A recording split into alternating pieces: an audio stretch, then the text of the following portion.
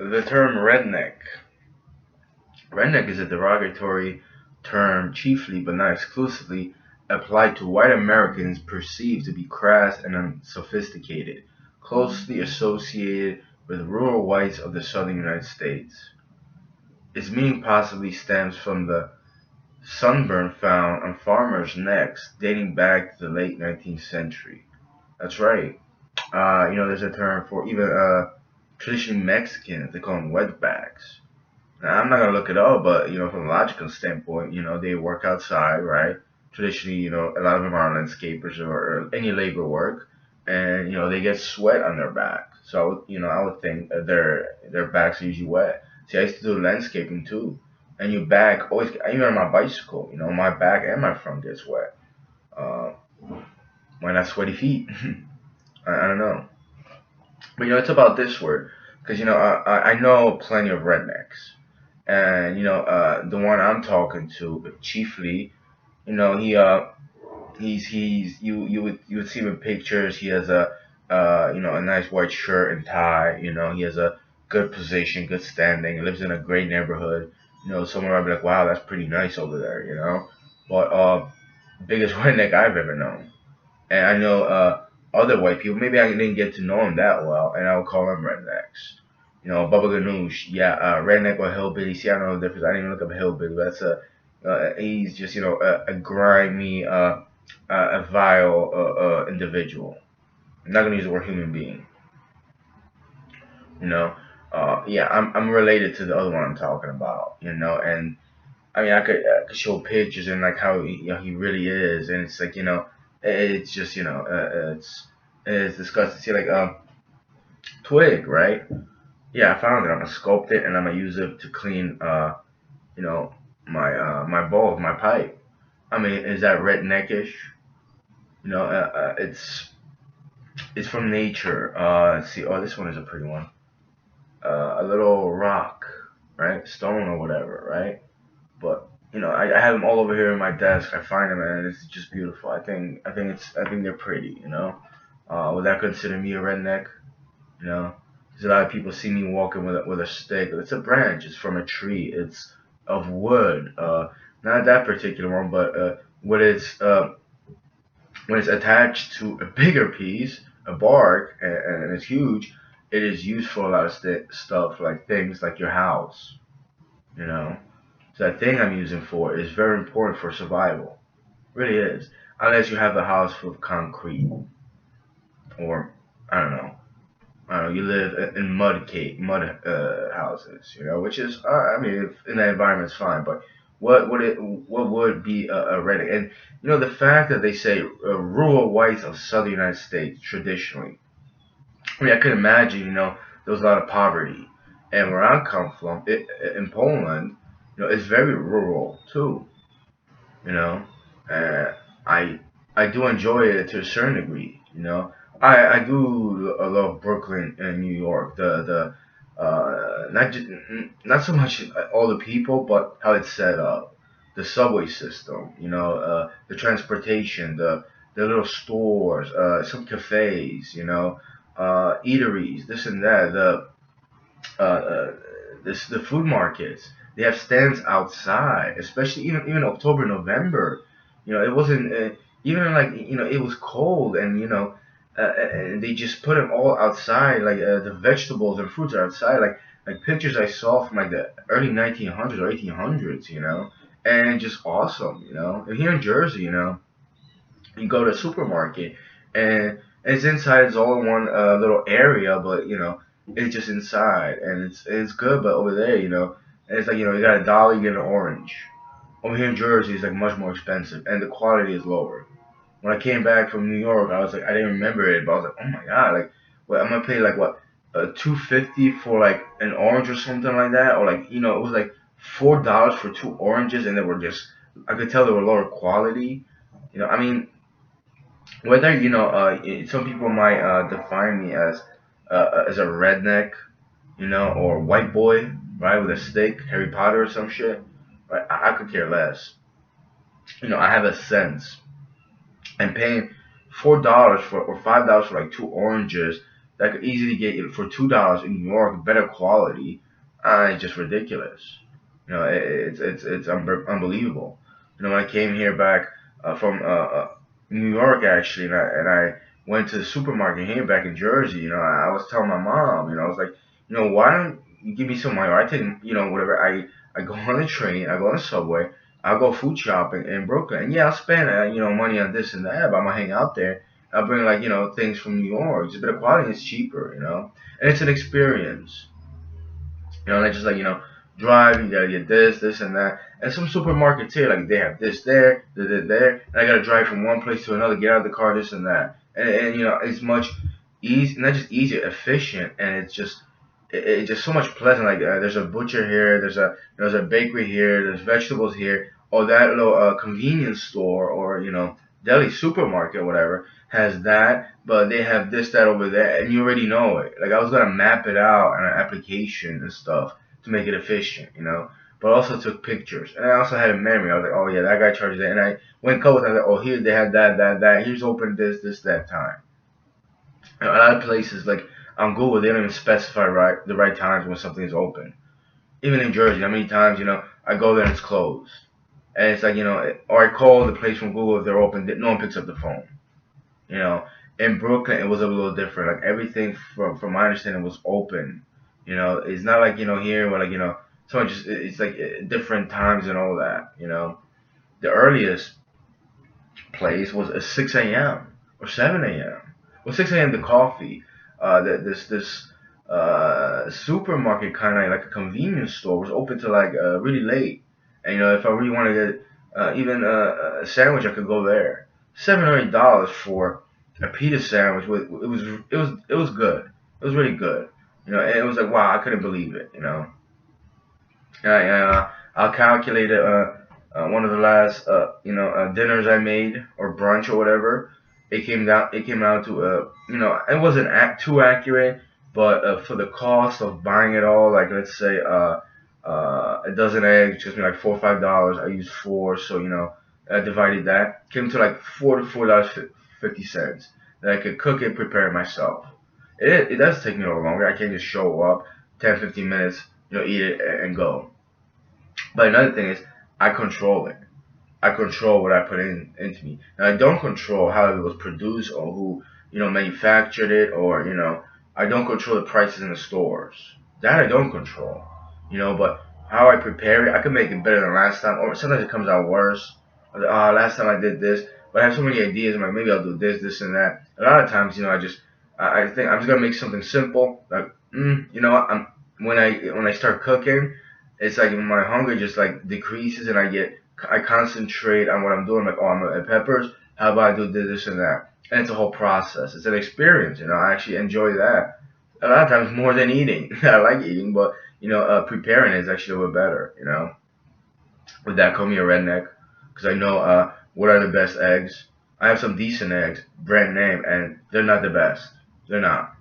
You know, I scramble them for to make a I forget what it's called egg batter, right? To tenderize it in my meat and put breadcrumbs on it, and the egg batter was just like light yellow. Yeah, I even read it. I watched YouTube videos. Those aren't the best eggs. The better ones are the dark orange eggs. And I think it's Sunshine Farms. Like $5 or $6 for a dozen, and those are the best ones that I had so far. But anyway, it's just it's knowledge and wisdom, and how to eat better, this and that. Where I'm going with this, I went on and off on the topic. Why are rural whites typically called rednecks? There's people in New Jersey that are just Hicks or red Hicks. Certain people call other people Hicks, but they are already Hicks. They just hide it pretty well. They hide it, and they just I guess they they're embarrassed by it. Because it's like who wants to be called a redneck, right? Uh, Me, working outside, if I get a redneck, yeah, I don't like it too much. Not into it. I don't like it. You know why? Because sunburn. Typically I do get a reddish and stuff, but second or third day, I just I turn a little light brownish. I don't like having just like a large large sleeve shirt when I'm working outside. I get it, you protect yourself from the sun if you're out there every day. But I don't know. I don't like to be too protected from the sun as well. You know, I'd rather do that than go to a tanning salon. I'm not gonna say little Susie this and that. I'm not gonna be mean about that. That's a little bit more dangerous and creepy. But yeah, the whole redneck part. Yeah, labor work needs to be done. So somebody has to do it. They make scarf. This is not a scarf. I'd say it's a. I wear it as a headband or whatever. You could actually put something all around your neck and shoulders if you're that exposed. But uh, no class, no respect, no dignity. Like someone says, "Would you ever help me with anything?" I have, Stan. I have multiple times. One time I didn't even go for my weekend job, and I didn't get 200, 250, 35, or $235. So you and Donna, I was one of those people, could put firewood from one place to another. We were there for a whole day. Yeah, there's a lot of people in your immediate circle, actually, like your son and daughter, weren't there a couple times. But it's not about that. Am I gonna argue with a hillbilly or a hick about that? He tried to get me riled. I don't even understand that. Like, why would you even say that? Are you like mentally incapacitated? Are you just disturbed? I never heard anything like that. Or maybe I have, I just don't remember because it's just too creepy. I was just like weirded out. You know, no class whatsoever. Even if I didn't help the guy with anything, I mean, how many times did he come over helping with like labor work? It's not even about that. I could do things around the house, this and that, but you just don't say that to somebody. And that's a redneck for me. And that guy, he doesn't have a southern accent. Probably doesn't know what gumbo is. Or maybe he does from like Poland because, he had his own kind, different kind. But, he just, he lacks respect to a very high degree, you know. Uh, uh, in Poland, we call that burak, which translates to beat. Beet, not like a like they would think, yeah, hit him. No, I don't know where it comes from. Or chereshniak, which means a cherry, a derivative of a cherry, chereshniak. It's a hick. It's a hick. Traditionally, they're from the rural area. There's a lot of them that probably come from the city too. Because just because you come from a certain place, a certain background, you do certain work, will that teach you how to have respect and just class and dignity and even self-respect to a certain degree? Will that teach you not to get drunk, not to get drunk, and argue about not someone giving you $10 in a bag because you're angry because you're drunk, having your zipper open, slobby, just drunk and getting angry on like a Thanksgiving or Christmas day, year after year? I don't think it will. So people get offended. People. I get it. I used to when I imitate redneck, like, where she? Glad you're here now. Don't close your door. You ain't leaving. Some creepy stuff like that. But I mean, that's a stereotype. It is. I mean, I all I have to do is just hear your voice, and or maybe sometimes just I can figure it out to make fun of you. But the stereotype of a Southern American. There's probably people in the South that just aren't like that. Maybe they talk like that, but they just have a little respect, more respect and class. It's how do like stereotypes come about? Certain people act a certain way, and other people point to them. And stereotypes do exist, but the term can be used loosely for a lot of people, not just people in the states. Because the person I'm referring to, what I'm talking about, is from Poland. You know, and there's low level, there's dumb people in Poland, there's dumb people in the States, there's dumb people everywhere. Certain people get pointed at there, that. Yeah, and the fact of the matter is, if you don't have your humanity or even a self-respect or respect for other living beings, well, then you just you encompass all the negativity to some degree. Some other others, or some just don't show it. You know. I mean, I didn't read redneck definition and meaning, but Merriam-Webster, something disparaging a white member of the Southern rural laboring class. See, that's typically, it was given to a certain group of people, A person whose behavior and opinions are similar to those attributed to redneck. I mean, see, I got an issue with that kind of definition. I mean, it just so random. I get it, but variants are less commonly rednecks. Rednecked. Rednecked. At least they spell adjective, right? Except it looks like it's double E, but I'm pretty sure that's a C. Yeah. Which one do I have? I do have Webster's. I have New Lexington Webster's Dictionary. Where's the one I always use?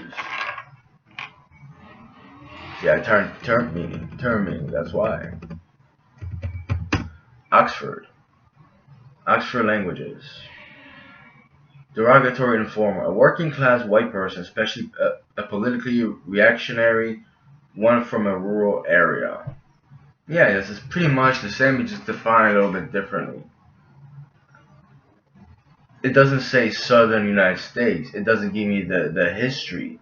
Uh, it gives me the definition, doesn't it?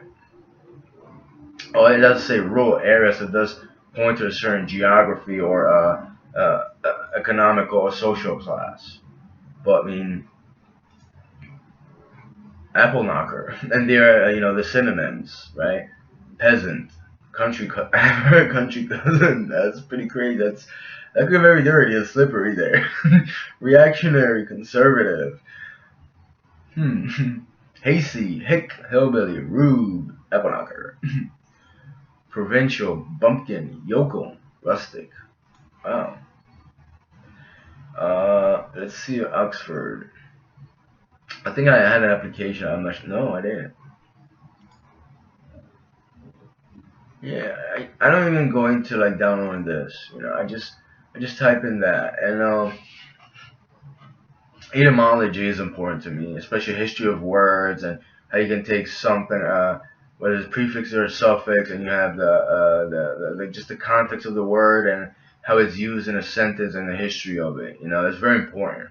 Very important. Even if you use slang, uh, I would love to know where slang came from, how it originated, and what does it mean, But those certain words, they have a certain meaning. I don't think they should.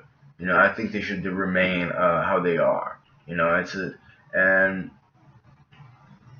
I don't think a redneck would even care about that. So it's fine. It's fine for me to talk about this.